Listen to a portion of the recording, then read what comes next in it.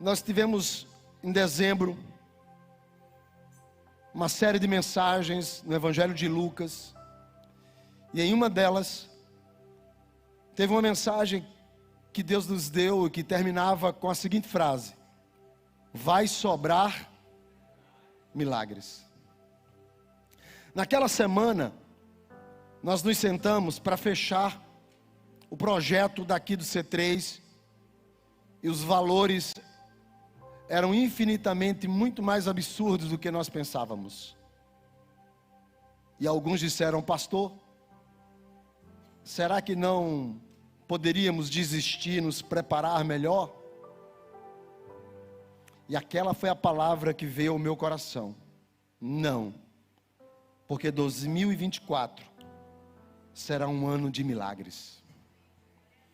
Milagres é quando transpõe a nossa capacidade humana de resolver.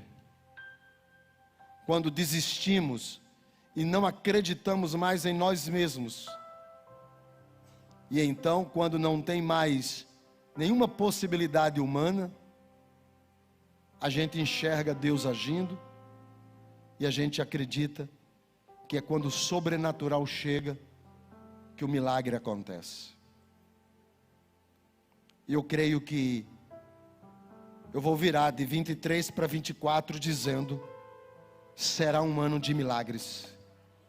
Milagres na minha casa, milagre nos meus relacionamentos, milagre na vida dos meus 2 filhos, milagre na vida da minha esposa. Eu vou ver milagres. Aquilo que não foi possível em 2023, eu vou ver milagres em 2024. Sabe, irmãos, eu estou tão convicto disso, que eu quero compartilhar com vocês algumas atitudes que geram milagres. Atitudes que geram milagres. Mateus capítulo de número 17, versículo de número 14. Mateus 17, 14. Qual foi o versículo que eu falei? Mateus capítulo 17, verso 14, isso mesmo. Diz assim: e quando chegaram para junto da multidão, aproximou-se dele um homem que se ajoelhou e disse, continua, até o 20: Senhor, compadece-te de meu filho, porque é lunático e sofre muito, pois muitas vezes cai no fogo e outras muitas na água. Apresentei-o a teus discípulos, mas eles não puderam curá-lo. Jesus exclamou: ó geração incrédula e perversa, até quando? Ó geração incrédula e perversa, até quando estarei convosco? Até quando vos sofrerei? Trazei-me aqui o menino. E Jesus repreendeu o demônio, e este saiu do menino, e desde aquela hora ficou o menino curado. Então os discípulos, aproximando-se de Jesus, perguntaram em particular: por que motivo não podemos nós expulsá-lo? E então Jesus lhe respondeu: por causa da pequenez da vossa fé. Pois em verdade eu vos digo, que se tiverdes fé como um grão de mostarda, direis a este monte: passa daqui para acolá, e ele passará, pois nada vos será impossível. Deixa eu situar você um pouco na história. Jesus sobe um monte, ele vai orar, e ele leva 3 discípulos, Pedro, João e Tiago. Sobe o monte, passa a noite lá, eles só vão descer no dia seguinte. Durante ausência de Jesus, do grupo dos 9 que ficaram embaixo no pé do monte, eles estão conversando sobre política. Porque eles estão querendo saber quando que Deus restauraria o reino a Israel. Eles são apóstolos, mas estão conversando sobre política. Eles são apóstolos, mas estão discutindo economia. Eles são apóstolos, mas como eles estão chateados, porque Jesus foi lá no monte e só levou 3, essa chateação fez com que o coração deles ficasse triste, ferido e magoado. Um pai decide trazer o filho, que desde criança, porque o texto também está em Marcos e Lucas, desde criança, tem a idade, o menino já nasceu com problema. A gente chamaria hoje de epilepsia.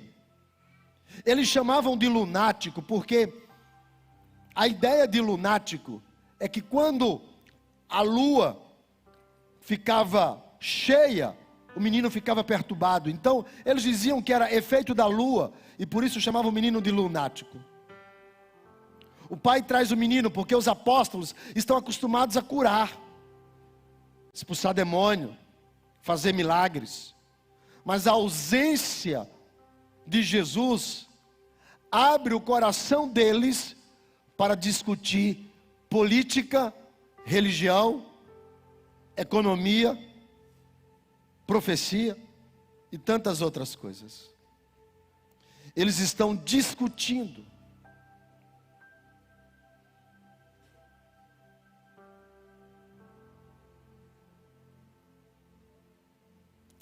Eles estão discutindo sobre coisas que não são do céu, são da terra. Milagres são coisas do céu, o resto é coisa da terra. E eles estão discutindo sobre coisas da terra. O pai traz o menino doente e eles não podem. No dia seguinte, Jesus desce o monte. Eu acredito que tenha sido exatamente nesse horário da confusão que Jesus desce o monte, se aproxima e chega. E quando Jesus chega, há o maior tumulto entre os apóstolos e os escribas. Estão discutindo por que eles não puderam fazer o milagre. Quando Jesus se aproxima com os 3 apóstolos, diz o verso de número 14: chegando ele junto à multidão, o pai do menino se aproxima de Jesus. Diz: aproximou-se dele um homem. E ali começa a operação de milagres na vida daquele homem. Porque ele se aproximou de Jesus. Deixa eu dizer uma coisa para você. Em 2024, quanto mais longe você estiver de Jesus, menos milagre você vai ver na sua vida. Mas quanto mais perto você estiver de Jesus, mais milagres vão sobrar na sua vida. As pessoas querem milagre porque acham que Deus é obrigado. Mas o milagre desse homem começou a acontecer porque ele aproximou-se de Jesus.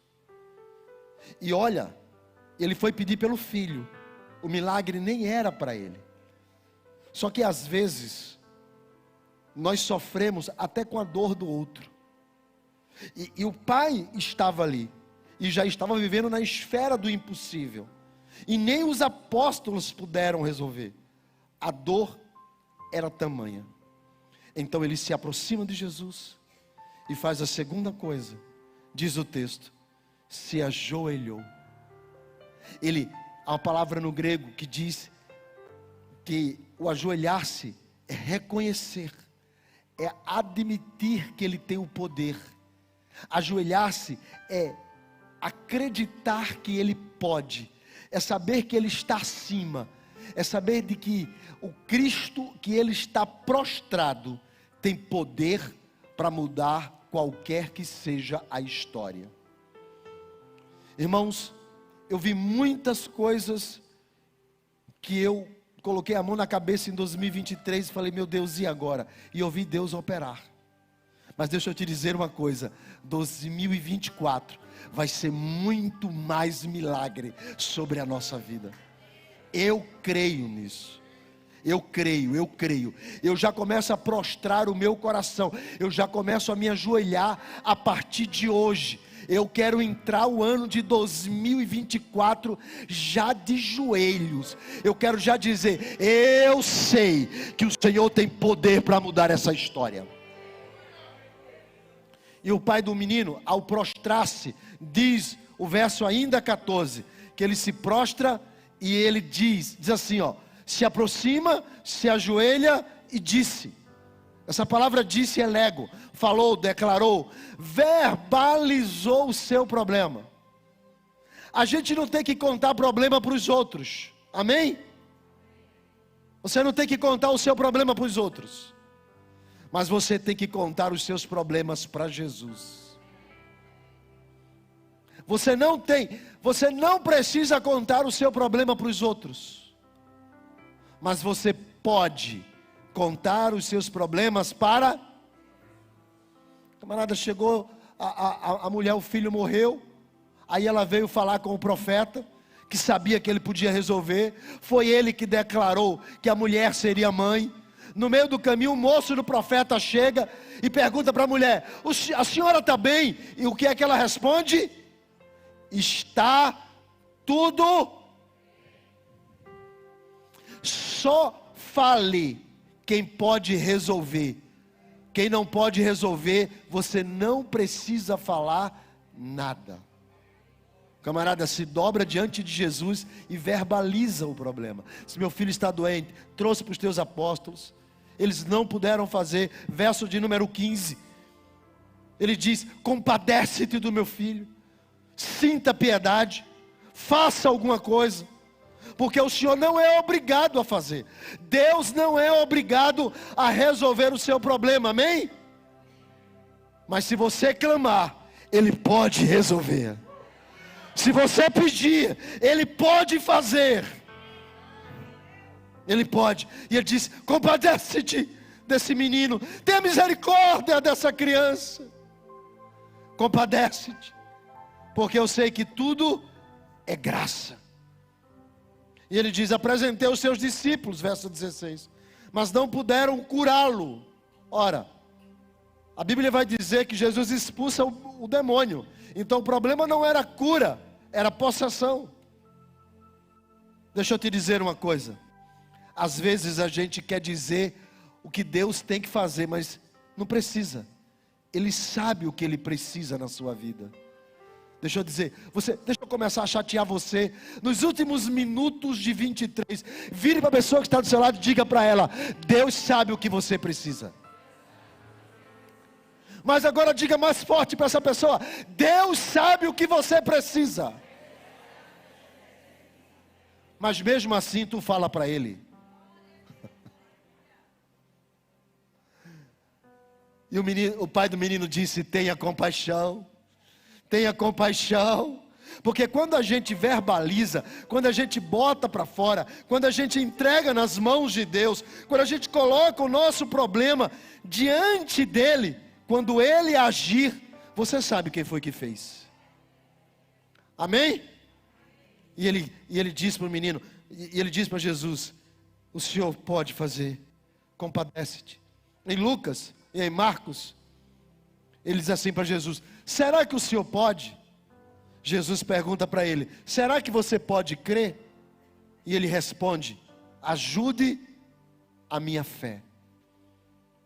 É quando Jesus, em Mateus 17 vai dizer, ó geração, modo de pensar, incrédula, que não crê em milagres, perversa, que deixa Deus fora do processo.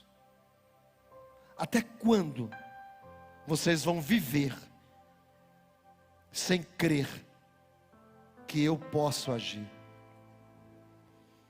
Irmãos, Deus pode. Deus pode.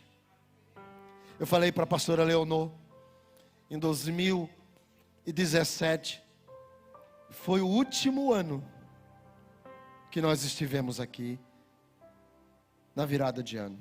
Talvez você nem perceba isso. Mas foi em 2017 para 2018 que eu estive aqui pela última vez, virando o ano. De 18 para 19 nós não pudemos. Um dos meus filhos estava doente.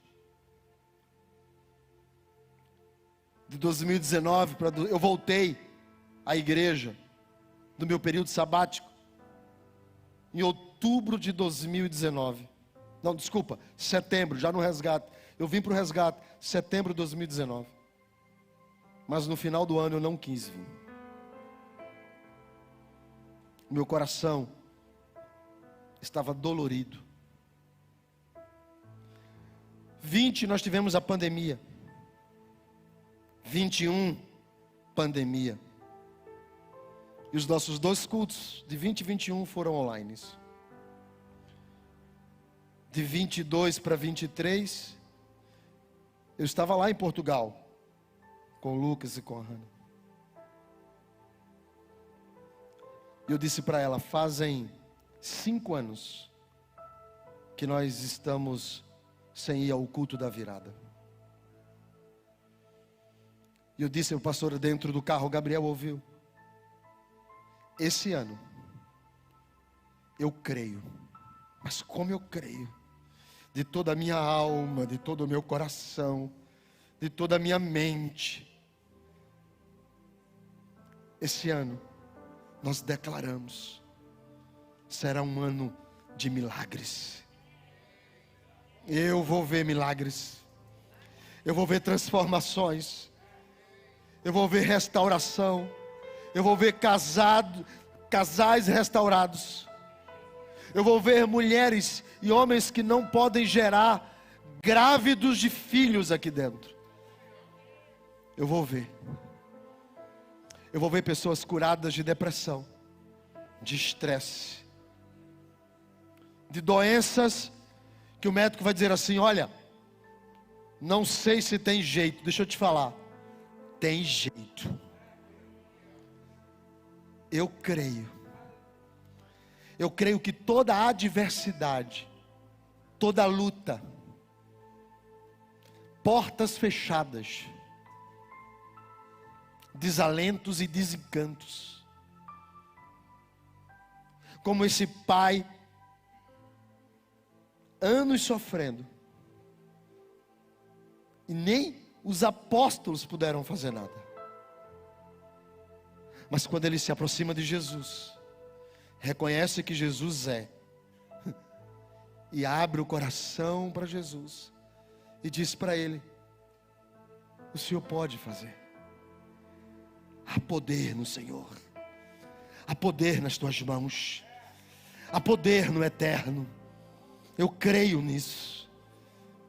Qual é, irmãos, o milagre que você vai sair de 23 e entrar em 24 dizendo, eu declaro, esse ano é o ano do milagre.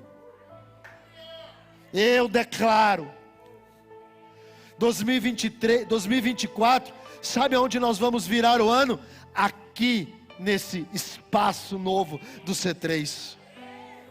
Eu creio nisso. Eu creio. Irmãos, foi tanto problema por causa desse negócio, você não tem noção. Mas eu creio no milagre. E ele diz, e os discípulos perguntam, por que nós não podemos? Por que a gente não conseguiu fazer? E Jesus responde no verso de número 20, por causa da vossa fé, da pequenez da vossa fé. A vossa fé não foi o suficiente, você não entregou tudo, você vacilou, você acredita que Deus pode, mas é como se não pudesse com você. E Deus pode, mas Ele pode com você. Será que você podia virar para a pessoa que está do seu lado e dizer, olhar para ela e dizer assim, eu estou vendo a pessoa que Deus vai fazer algo extraordinário. em 2024. Você olhou bem a pessoa que está do seu lado, sim ou não? Diga para ela: o seu milagre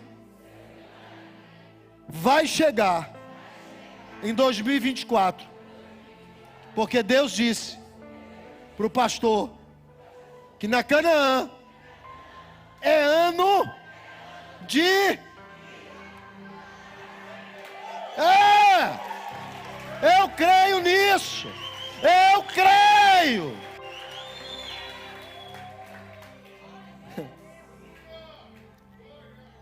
Agora deixa eu te dizer uma coisa.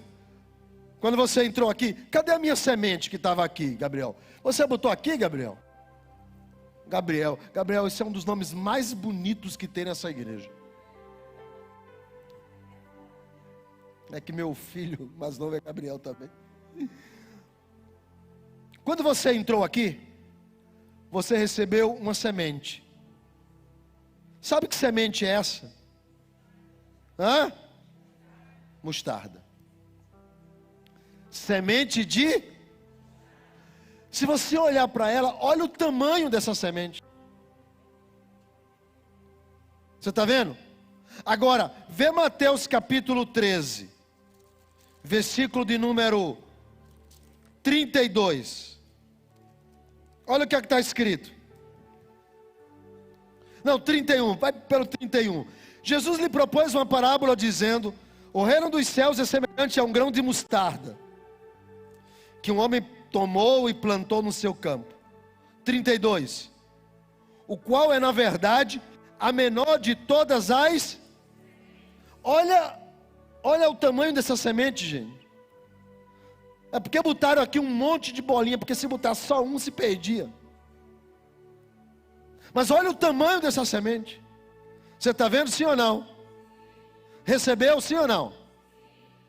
Jesus disse: ela é a menor de todas as sementes, mas quando ela cresce, ela se torna a maior de todas as hortaliças. Ela se faz uma árvore tão grande, entre 9 e 14 metros aproximadamente, para você saber, que as aves do céu fazem ninho nela. Jesus está dizendo: você precisa ter só a fé, como esse grão de mostarda. Porque não precisa de muita coisa. É só crer nele. O Deus que fez, faz de novo. O Deus que proveu, prover de novo. O seu nome é Jeová Jirê, porque Ele é o Deus da provisão. Se Ele já fez, Ele vai fazer. Eu vou colocar essa semente no meu escritório. Eu vou colocar ela, porque Jesus está dizendo: você não precisa ser um super-homem, Ezequias, para realizar o milagre. Você só precisa começar a crer. Você só precisa depositar em mim. Você só precisa olhar para quem pode fazer. Tem muita gente que diz: porque a semente do grão de mostarda foi citada porque não aceita enxerto. Para de invenção. Não havia nem enxerto naquela época. O que Jesus está citando é o tamanho. Ele está dizendo que você não precisa ter uma mega power fé para Ele operar, mas você precisa crer que Ele pode operar. Você não precisa ter uma mega pau fé para mover as montanhas. Você precisa crer que o Deus a quem você serve é o Deus dos impossíveis. Ele pode fazer. Ele pode fazer na sua casa. Ele pode fazer na sua vida. Ele pode fazer na sua família. Ele pode fazer. Parece impossível, mas Jesus disse: basta que ela seja pequena, porque o resto, quem faz sou eu. Parece impossível, sabe? Algumas pessoas acham que é impossível Deus agir. Parece impossível que vai acontecer. Parece impossível que o jogo vai virar. Parece impossível que a coisa vai mudar, porque às vezes passa ano após ano, mês após mês, situação após situação, e parece que a gente não enxerga. Jesus está dizendo: comece a depositar essa semente em mim, porque ela vai crescer. Ela vai se tornar algo extraordinário. Agora isso é coisa para quem é louco. Por isso que eu gosto quando o cara diz crente é meio louco, e eu respondo é. Porque vem de onde não se espera. Chega e você não está nem acreditando que vai vir. Acontece na hora que você não está pronto para nem receber, quando acontece. Deixa eu te dizer uma coisa: o Deus a quem eu sirvo é o mesmo ontem. Abriu o mar, ressuscitou o filho da viúva, fechou a boca dos leões, andou com Cedraque, Mesaque e Abidênego dentro do fogo. O Deus a quem eu sirvo, lá de trás, Ele ressuscitou a Lázaro, ressuscitou a filho da viúva, curou a mulher do fluxo de sangue. Irmãos, mais de 40 milagres no Novo Testamento. O menino jovem lunático que expulsou o demônio. O Deus a quem eu sirvo curou meu filho Jonatas, restaurou meu casamento, fez o meu filho, os meus filhos, na verdade, serem crentes, fiéis, que servem a Deus. Uma igreja, que quem estava aqui há 2 anos atrás, 50 pessoas, porque não podia mais do que isso na pandemia. Nós fomos o último estado a liberar as igrejas, o último estado. Um dos secretários disse: agora a igreja acaba. Eu estava nessa reunião. Olha aqui, a igreja que acabou.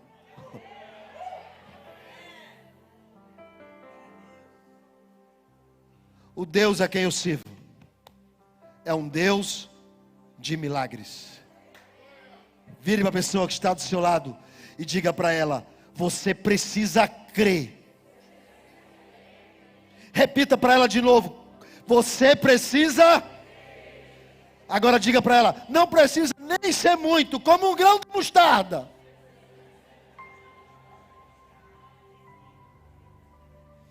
E deixa o resto, que o Deus a quem nós servimos vai fazer acontecer o milagre em 2024. Eu creio. Eu creio. Eu creio.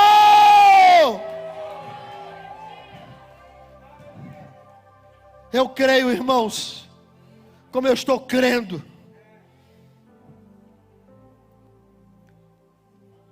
Na última reunião, alguém disse para mim assim: pastor, o senhor sabe que vai começar a obra dia 8? Eu disse: sei. Aí ele disse assim, uma pessoa disse para mim assim: o senhor sabe que nós só temos dinheiro para 1 mês de obra. Nós precisamos de 1 ano. E o dinheiro que nós temos hoje no caixa só cobre 1 mês de obra.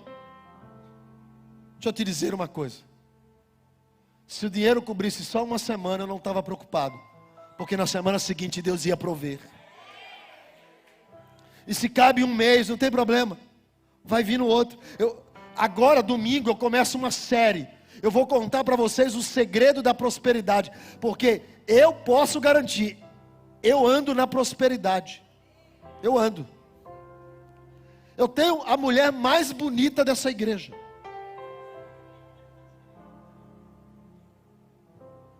2 filhos lindos, irmãos. São os rapazes mais bonitos dessa igreja.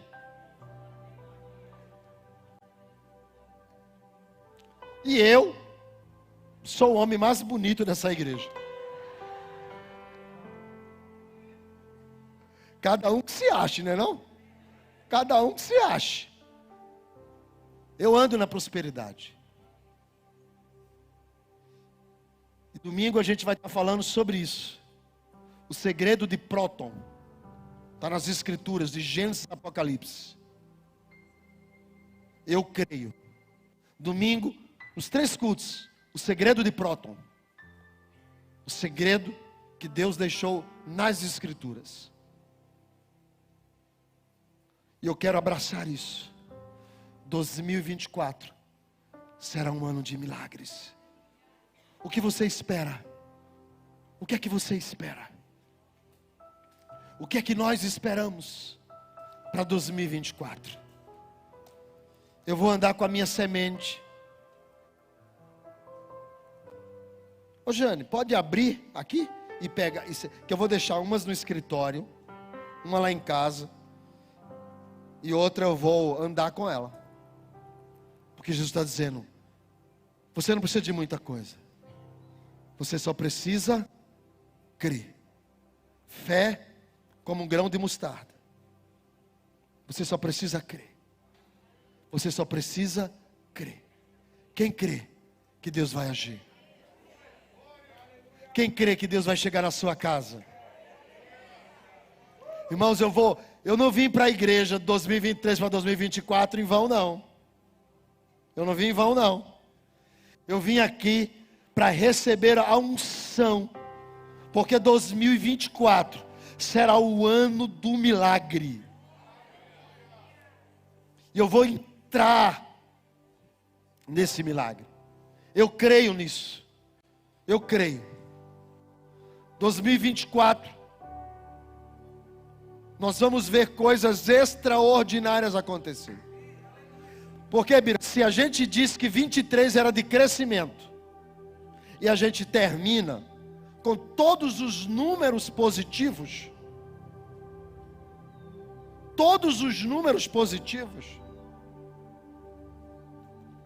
cresceu, Bruno, em 23? Cresceu? Cresceu, Paulo, em 23? Cresceu? Cresceu, Lucas? Nem que seja a barriga. Irmão, porque Santa Cruz, né? Então a gente entende o problema, o drama. 2024 para o Santa Cruz, um ano de milagre. Só milagre mesmo ali. Só milagre. Eu creio. Eu creio.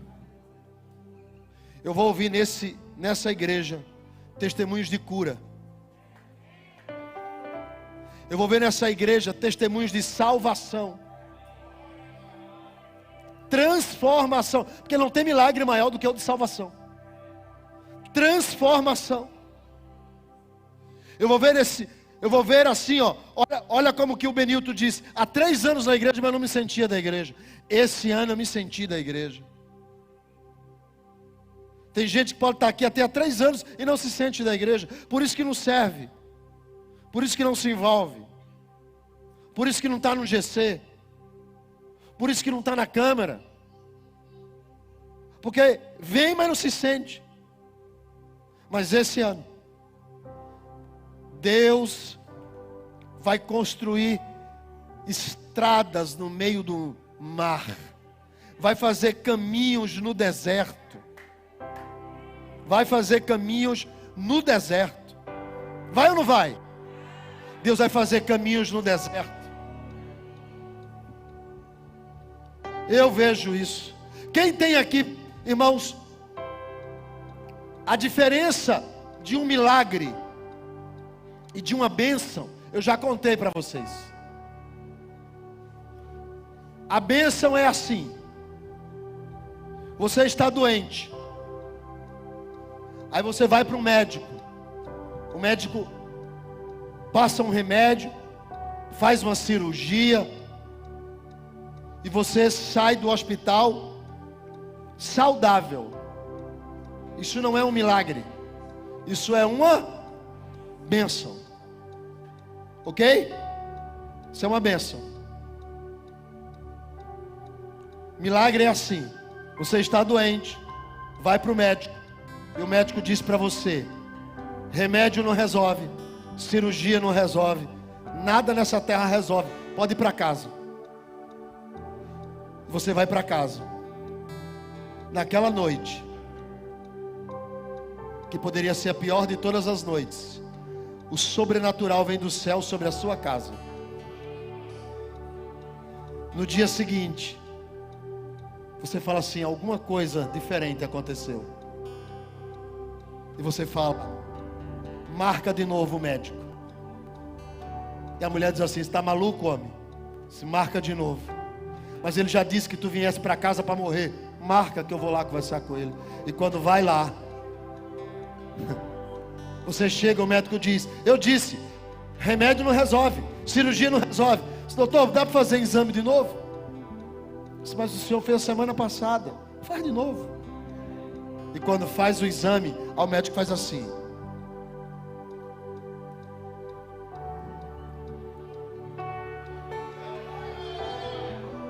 cadê? Isso não é bênção. Isso é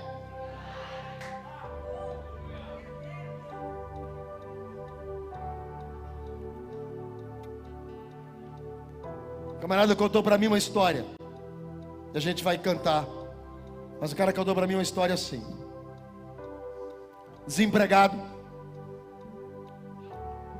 Ele precisava muito daquele emprego. Então um amigo dele disse assim: olha, vai lá, faz uma ficha, quem sabe. E quando ele chegou lá, o camarada disse assim: amigo, você é um dos 500 que está aqui. E o cara começou a desanimar ele. O cara disse: deixa eu te dizer uma coisa, você tem curso disso? E ele disse: não. Torneiro daquilo? E ele disse: não. Você é especialista nisso? O cara disse: não. Se você trabalhou alguma vez nessa área? E ele olhou para o cara e falou: não. Está fazendo o que aqui? Ele disse: um amigo me mandou e eu orei ontem à noite. E Deus disse: vá que a vaga do emprego é sua. E o cara disse: só se você passar na frente de 499. Porque pelo seu currículo eu já vou reprovar. E botou lá: reprovado. Aí disse, aí o cara disse: mas eu não posso nem ir fazer o teste, pelo menos. Aí o cara disse: tá bom. Aí ele chorou, o cara disse: tá bom, vai. Aí ele foi. No meio do caminho ele está indo para o local onde ele vai fazer o teste. Quem é que ele encontra? O dono da siderúrgica, no meio do caminho. Aí o dono da siderúrgica vem passando, aí cruza com ele. Aí fala: amigo, você trabalha aqui? Porque ele estava sem crachá. Aí o camarada falou assim: não senhor, eu vim só para fazer um teste ali. Eu vou ali agora fazer um teste. Aí o cara disse: ah, tá bom, ok, desculpa. Aí: prazer, bem-vindo à nossa empresa, espero que passe. Aí apertou a mão do cara e passou. O cara que ia fazer o teste lá do outro lado viu o dono da fábrica apertando a mão dele. Quando ele está indo, o cara fala assim: acaba um exame, porque aquele cara deve ser amigo de seu fulano de tal, a vaga é dele.